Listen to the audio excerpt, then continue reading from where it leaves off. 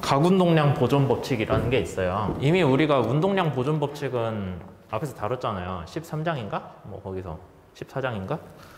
어떤 식으로 배웠어요? 운동량 보존 법칙.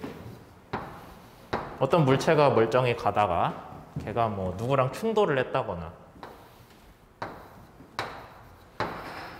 다른 물체랑 충돌을 하면은 얘가 뭐 나중에 같이 움직이든 따로 움직이든 상관없죠.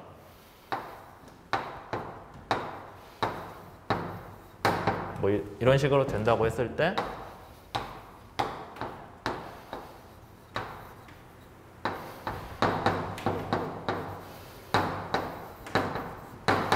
뭐 이런 식으로 쓰는 게 운동량 보존 법칙이었죠. 운동량 보존 법칙이라는 게. 그래서 충돌이 있기 전후 뭐 아니면 지가 가다가 분해가 돼도 상관없어요. 자기가 분해가 돼도 앞뒤에 전후에 운동량은 보존이 된다. 뭐는 보존이 안 돼요? 우리 이런 문제 풀 때 운동량은 되는데 에너지는 안 됐잖아요. 물론 에너지도 실제로는 보존은 되는데 동력학적에서 보는 에너지, 위치 에너지, 운동 에너지 갖고 설명이 안 되는, 그래서 뭐 충돌을 할 때 빡 소리가 났다거나 뭐 불꽃이 튀었다거나 그런 게 걔로 인한 에너지로 빠져나간 거예요. 그래서 에너지도 진짜 큰 틀에서 놓고 보면 보존이 되는데 단순히 MV로만 표현하자면은 에너지 보존이 안 되는 것처럼 우리가 해석을 할 수밖에 없죠. 그래서 이런 충돌 문제는 어떻게 풀어야 돼요? 운동량 보존식을 놓고 풀어야 돼요. 그런 얘기 했잖아요. 저기 앞에서 13인가 14장에서. 근데 우리가 운동량 얘기를 했으니까 그럼 회전 운동에 대해서도 충돌을 얘기를 하면 되지 않을까요? 뭐 안 될 거 없어요. 회전 운동에 대해서 충돌이 발생을 한다면은 회전 전이랑 후에 각 운동량이 보존이 되겠죠.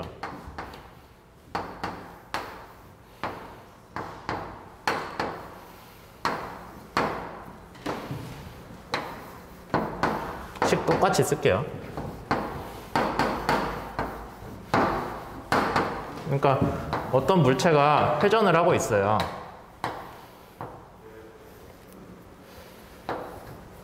회전을 하고 있다고 칩시다.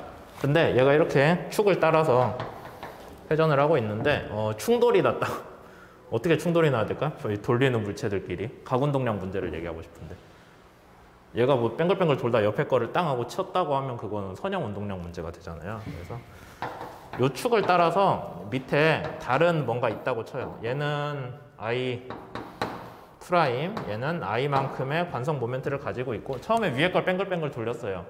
그랬다가 이제 탁 놨는데 얘가 아래 돌면서 뚝 떨어지겠죠? 떨어지다가 얘를 쾅 하고 만나면은 같이 돌 거 아니에요. 뭐 그런 정도로 생각을 하게요. 회전 운동에 대한 각 운동량 보존이라고 하면. 그때 처음에 각 운동량은 나중에 각 운동량과 같다더라 라고 우리가 설명을 할 수가 있죠.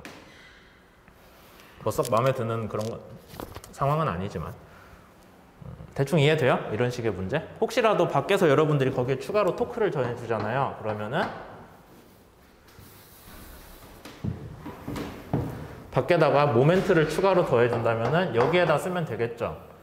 무게중심 위치에다가 모멘트를 시간 t만큼 더해주면은 걔가 충격량이 되잖아요. 그러니까 처음 운동량은 거기에다가 충격량을 더해준다면 각 운동량에 충격량을 더해준다면은 나중에 각 운동량이 될 거다 라고 우리가 표현을 할 수가 있겠죠. 이런 식으로 우리가 각 운동량 보존 법칙을 쓸 수가 있는데 실제로 이런 시스템이 있긴 있나? 있기는 하겠다. 저기 그 자동차 보면은 안에 클러치라고 해가지고 혹시 알아요? 뭐 1종 보통이나 2종 보통 수동 운전면허가 있는 사람은 알 텐데. 아니야? 요새는 다 2종 보통 자동인가? 운전면허 있어요? 너무 무시하는 것 같아. 네. 운전면허 따다 보면은 그 수동 따면은 저기 왼발로 클러치 밟잖아요.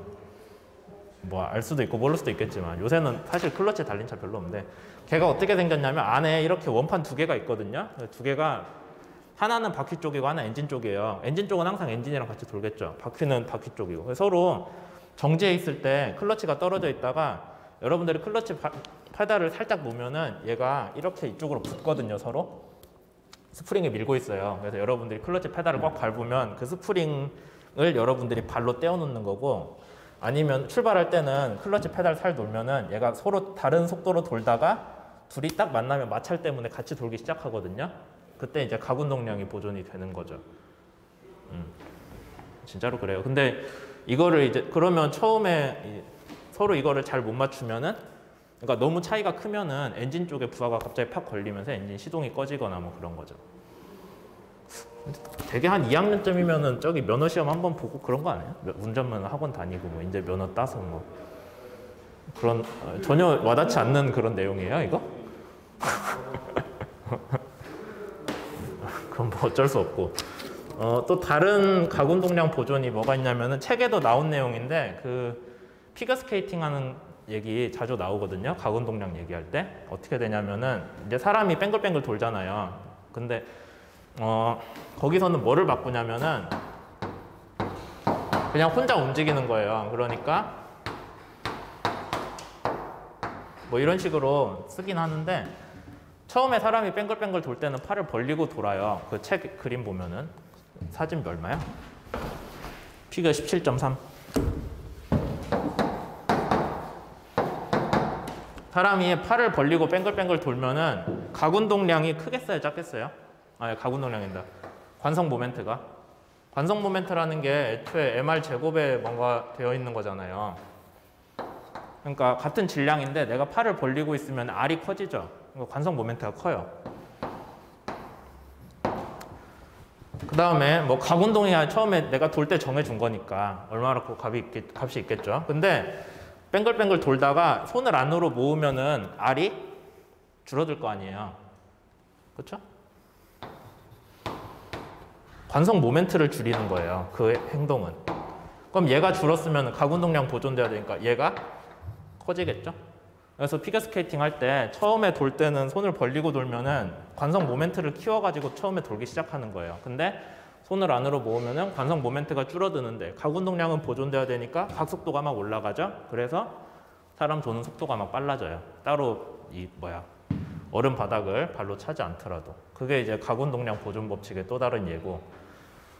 이제 이런 거를 보면은 이제 근데 여러분들이 또 별개로 다른 얘기를 하자면은 결국에 가군동량이라는 게 여기 앞에 나왔던 식대로잖아요.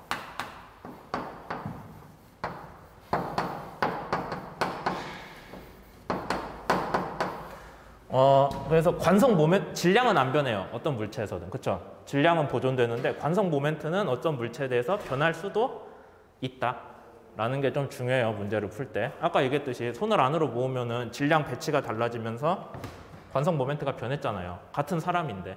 그러니까 여기서 얘기하는 거는 관성 모멘트도 변할 수 있다. 앞에서 운동량 보존 법칙 했을 때는 이거 질량 절대 안 변하지. 그건 맞아요. 근데 선형 운동량 얘기고 가군동량에서는 얘도 변할 수 있는데 하여튼 그거랑 별개로 그러면 여러분들이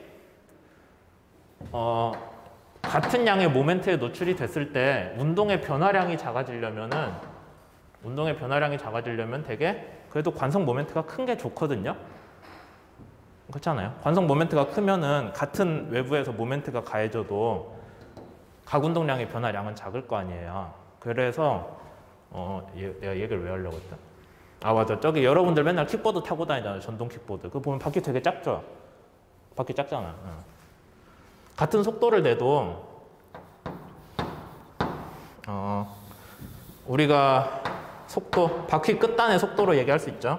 숙제에서 많이 나오는 점 C의 속도. 그러니까 점 C는 0이고 거기로 인해서 무게중심이 가해지는 VG는 뭘로 나와요? 바퀴 각속도 크로스 프로덕트 R이잖아. 그쵸? 맞아요? 맞잖아. 아니야? 여기 점 C에서 속도가 0이라고 했을 때 접촉면에서 그 바퀴 자체가 가는 속도는 무게중심에서의 속도랑 같은데 걔는 이 식으로 나오잖아요.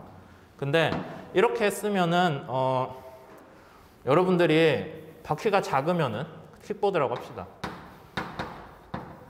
그 다음에 자전거. 킥보드 R 작죠? 그러니까 R은 작은데 속도는 둘이 똑같다고 했을 때 얘는 같아요. 자전거나 킥보드나 둘의 곱은 같아요. 근데 자전거는 바퀴가 크니까 오메가가 작은 대신에 R이 크죠. 그렇죠? 킥보드는 바퀴가 작잖아. 그러니까 R이 작은 대신에 오메가가 크겠죠. 더 빨리 돌아요, 바퀴가. 그건 이해되죠?